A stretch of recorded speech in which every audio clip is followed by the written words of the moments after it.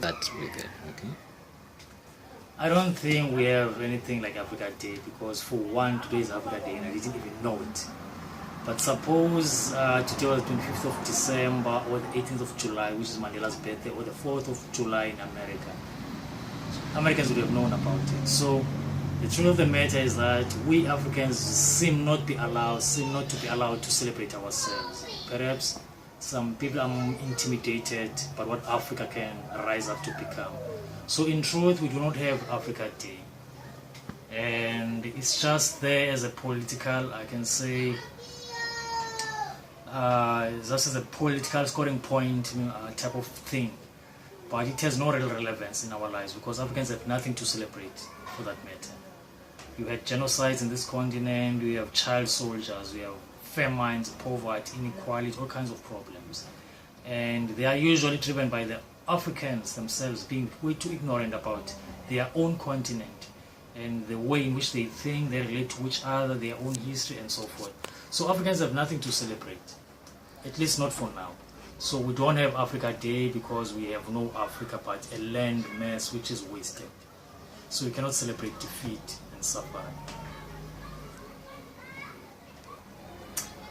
I think the idea of the Africa Day was a good one, except for different generations of leaders came by. Back in the days we had your Kwame Nkrumahs, Emperor Haile Selassie, and many others like Jomo Kenyatta were very much dedicated to the awakening of the African mind as well as rebuilding our continent.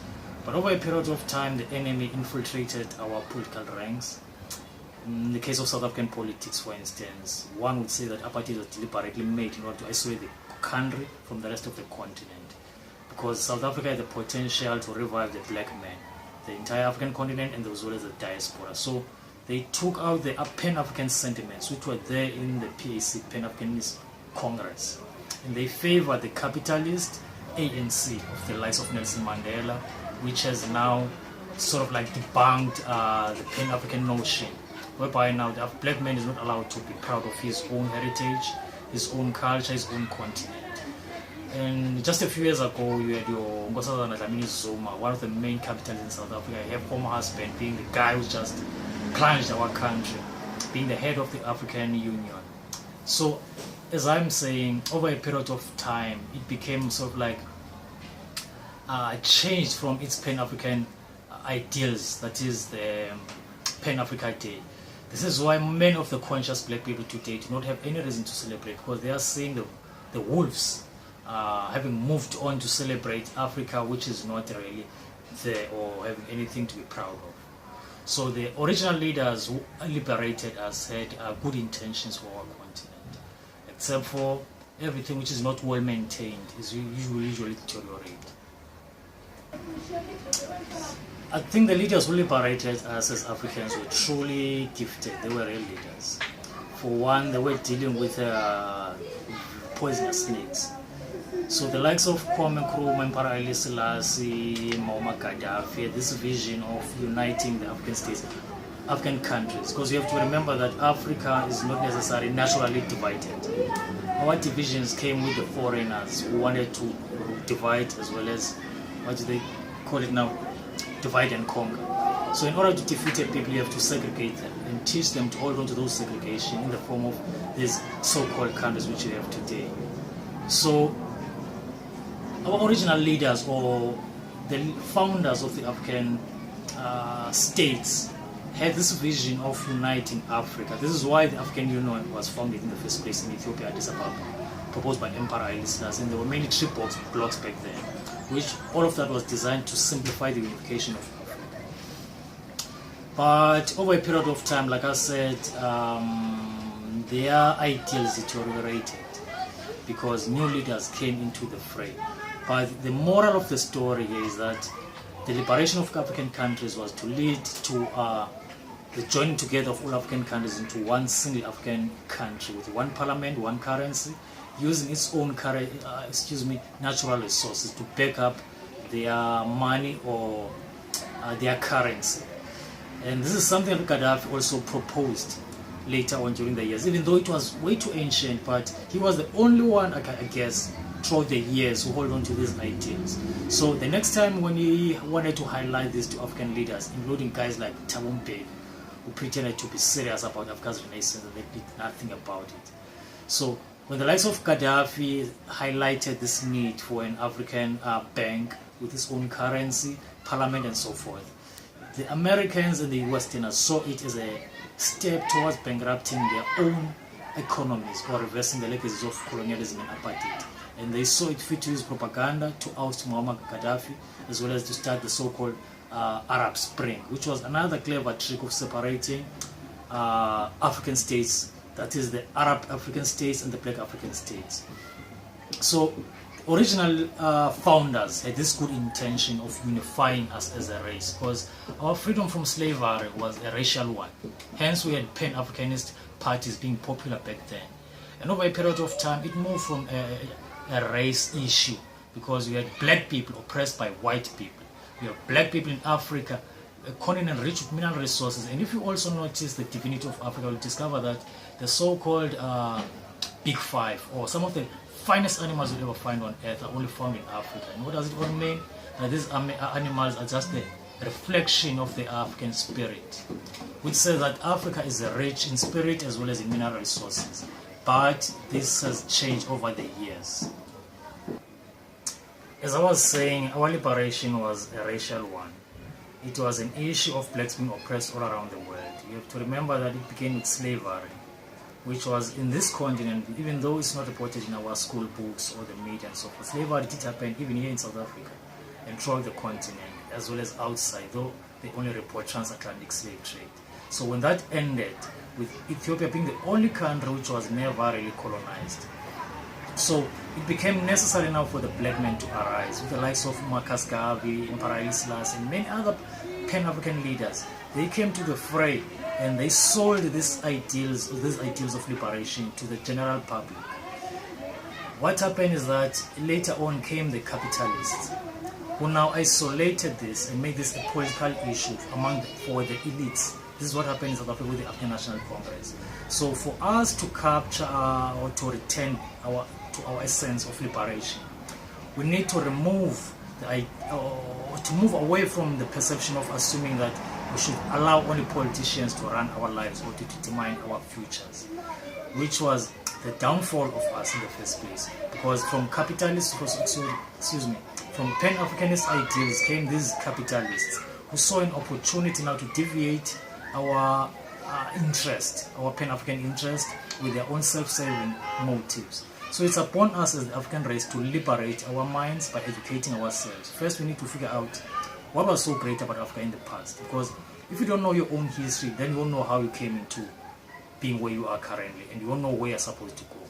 There's a reason why some people would come all the way from Europe and oppress us here in this continent, divide us. They saw what we're capable of.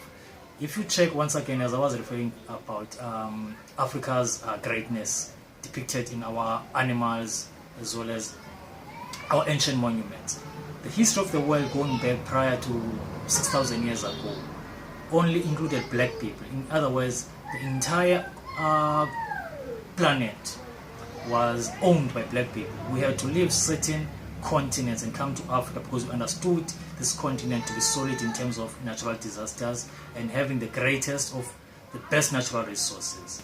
So the reason why they are so determined to oppress us, to keep us down, is because they are fully capable of what we are capable of. So for us to get the general public interested or participating in liberating our continent, we have to find reasons to be proud of ourselves as Africans. Whether we look at history, we look at genetics, studying issues such as melanin and the difference in the African DNA and so forth. But there seems to be a need to move away from relying on politicians who are self-enriching, as well as always putting Eurocentric agendas in our lives. For instance, there was one leader who once said that the European model may never work in Africa. Take, for instance, democracy. Nowhere has democracy ever liberated a country, made it prosperous, or anything like that. And if democracy, for instance, worked in Europe, then the European model is different from Africa, because Africa was invaded as well as oppressed by Europeans, not the other way around. And on top of that, democracy is a majority rule. So how do you expect an ignorant majority which is manipulated and poor to know what's good for them? So with these simple statements, what I'm trying to say is that democracy is not good for Africa because it favors the majority, and the majority now here vote out of emotions, out of pure ignorance. So we need to move away from giving our certain people control and power over our lives and start to become a little bit more active as the general population.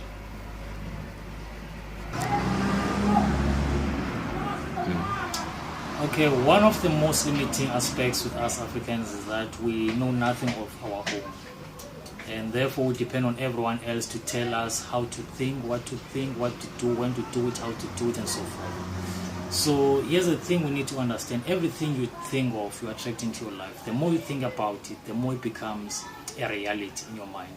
I still remember when I was a child, in fact every child has their own dream worlds. The most important times to me were the times when I went to sleep and woke up in the morning, because that was then when I would plan my life ahead. And some of the things I go through today I regret, because I made those decisions while I was still young and I seem to be locked in them. So there's something called the laws of attraction, which deals with attracting abundance or poverty or anything into your life due to you being exposed to it and allowing your mind to feed on those energies, whether they're positive or negative. In the case of Africa, where you have the majority of people being poor, the most immediate thing in their life is their own poverty. So which means that the African, apart from all other nations on earth, is prone to think negatively. And so their own circumstances sort of like deteriorate the situation, because we create a sort of like a chain reaction whereby every day we wake up and we wonder what to eat, what to think, how to get there, and so forth. And so these worries have sort of like become the aura of this continent, on this race, whereby now we're being characterized by this negativity or evil.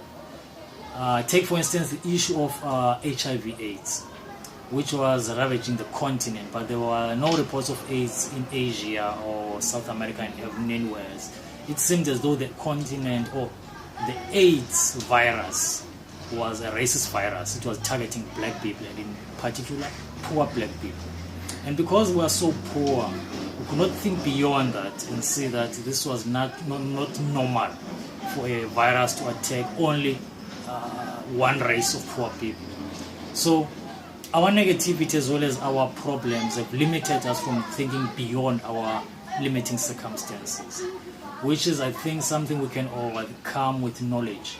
Because regardless of how much or how little you have, with the abundance of positive or powerful knowledge you have, the more curious or interested you are into it, the more you'll engage into it. And therefore use that as an escapism, thus attracting the things which you desire in your life.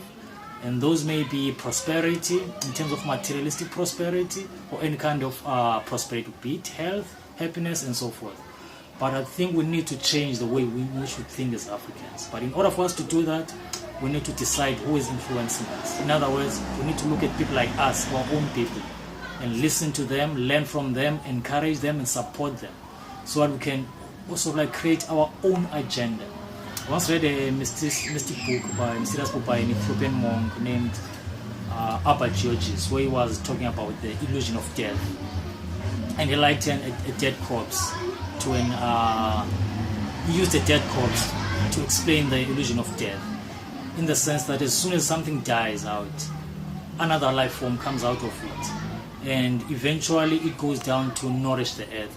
So in this case, I want to also reiterate the fact that inside your human body you have different cells, and thousands if not trillions of them, and they all operate using a single law or central will, which gives them the ability to do what they seek or need to do.